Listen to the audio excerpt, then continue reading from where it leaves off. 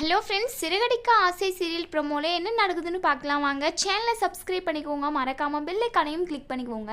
நம்ம மீனாவோட வண்டியை எடுத்துகிட்டு போகிறதுக்காக நம்ம முத்துவும் மீனாவும் போலீஸ் ஸ்டேஷனுக்கு வராங்க. அங்கே தான் மனோஜும் ரோகிணியும் ஜீவா கூட சண்டை போட்டுக்கிட்டு இருக்காங்க. என்னடா அப்படின்னு சொல்லி கேட்கும்போது தான் மனோஜ் எல்லா விஷயத்தையுமே சொல்கிறாங்க. நம்ம முத்து இருந்துட்டு, ஓ பணத்தை திருடிட்டு ஓடி போன ஓடுகளி நீதானா? இது தெரியாமல் 2 நாளாக என் வண்டியிலே தான் சவாரி வந்திருக்கிற, இந்த விஷயம் எனக்கு தெரியாமல் போச்சே.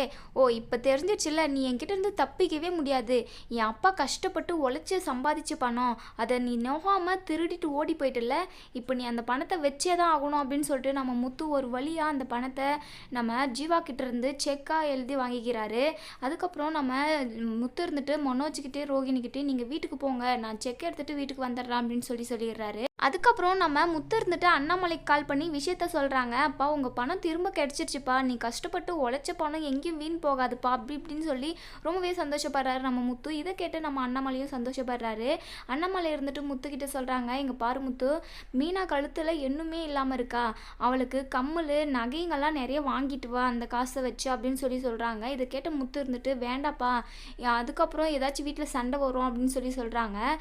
பரவாயில்ல, நான் பேசிக்கிறேன், என்னுடைய பணம் தானே, அது உங்கள் 3 பேருக்கு தான் சேரும், நீ வாங்கிட்டு வா, நான் சொல்கிறத கேளு அப்படின்னு சொல்கிறாங்க. நம்ம முத்துவும் மீனாவுக்கு நிறைய நகையை வாங்கிட்டு போகிறாங்க. வீட்டுக்கு போனதும் அதை பார்த்துட்டு விஜயா இருந்துட்டு, என்ன முத்து இவ்வளோ நகை வாங்கிட்டு வந்திருக்கிற, எங்கேயாச்சும் திருடிட்டு வந்தியா அப்படின்னு கேட்குறாங்க. அந்த பழக்கமெல்லாம் எனக்கு கிடையாதுமா அப்படின்னு சொல்கிறாங்க. அப்போ இவ்வளோ நகை உனக்கு எப்படி வந்துச்சு அப்படின்னு கேட்குறப்ப தான் நம்ம முத்து வந்து விஷயத்த சொல்கிறாரு.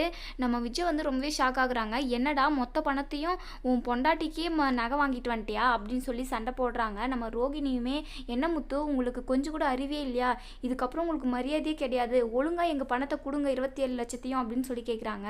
ஏதோ நம்ம ரோகிணி சம்பாதிச்ச மாதிரியே கேட்குறாங்க. இதை தொடர்ந்து என்ன நடக்கும் அப்படிங்கிறத